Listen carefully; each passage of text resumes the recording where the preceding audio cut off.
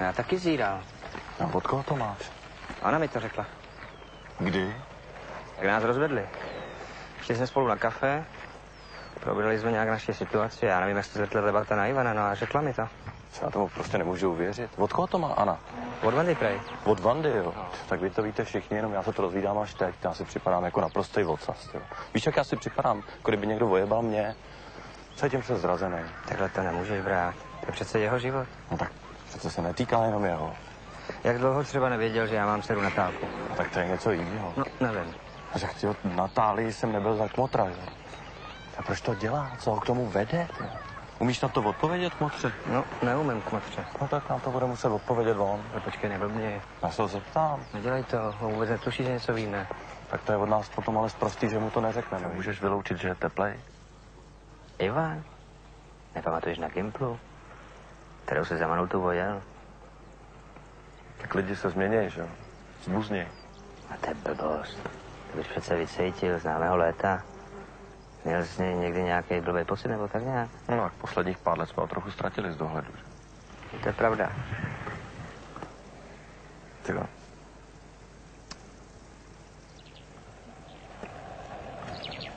No prostě nemůže mít děti, mají spolu nějakou zvláštní tichou dohodu.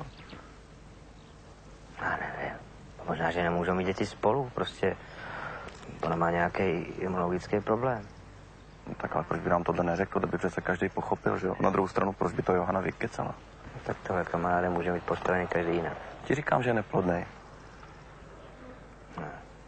Johana řekla Vandě, že už prý spolu 5 let nespí, tak si to přeber. No nebo spolu chtějí mít děti Ivana ten druhý a Johana jim to jenom umožňuje, že? No to je asi blbost.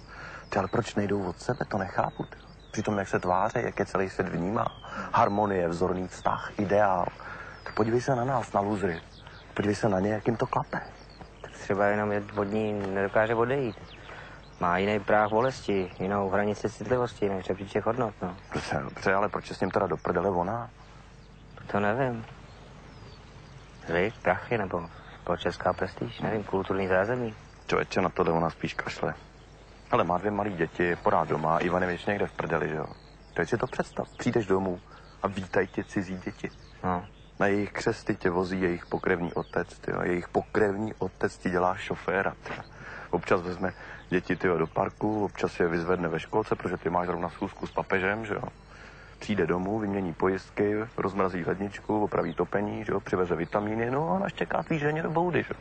Ale mně by to bylo uprdele, ať si zařídí každý svůj život, jak chce, jo. Ale to by se to nesměl dozvědět jako veřejný tajemství, jo. Mě normálně sere, do jaký pozice mě můj nejlepší kamarád staví, jo. Do pozice trubky, která se jako poslední na světě dozví, jak to ve skutečnosti je. Ale tak já ti řeknu, proč to dělá.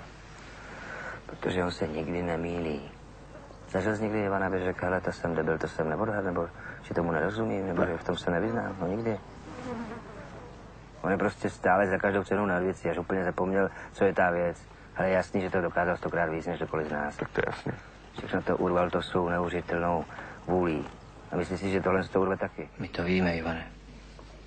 Co víte? Jirka a já víme to. Musíš nám pomoct. Rád. Jak vám můžu pomoct? Johana to sama všechno řekla Vandě ještě před lety. Co řekla Johanka Vandě? Já nevím, možná že keca, ale pak je úplně blázen. Teda blázínek. Tak je pravda, že Johanka měla malou krizi. To se po dětech stává. Přetopit. Kdyby bylo něco v nepořádku, tak bys nám to řekl, viď? Jistě. No, co by mělo být v nepořádku? Co máte vy dva? Děje se něco? Leze to z vás jako schlupatý deky. Jestli se něco děje, no. Jestli se něco děje.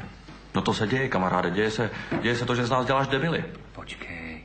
Jak dlouho si myslíš, že s náma budeš hrát tohleto hnusný divadýlko, co? Kdo si myslíš, že jsme nějaký kokoti, s kterýma můžeš vyjebávat? Uklidni se, nebo jdu domů. Klíče mám já. Já si nemyslím, že jste kokoti. No ale chováš se tak, děláš nás kokoty. Tak dost, tohle to nemá cenu. Jednoduchá otázka, jednoduchá odpověď. Je Ludvík, Johánek a ten příšep. Jsou to tvoje vlastní děti, nebo nejsou? To jsou tvý vlastní, nebo ne? A není to jedno. Jsou nebo nejsou? Jsou to moji synové. Pokrevní. Proč je to tak důležitý? Je tohle to jo nebo ne? Je to jedno. No bylo by to jedno, kdyby Johanka nechodila po holkách a nesvěřovala se jim. No, řekl jsem, že jsme měli malou krizi, ale tu jsme překonali, je to pryč. Johanka dostala rozum. Ale je to moje žena, jsou to moje děti a je to moje rodina. Záleží mi na nich jako na ničem na světě a byl bych rád, abyste to tak brali.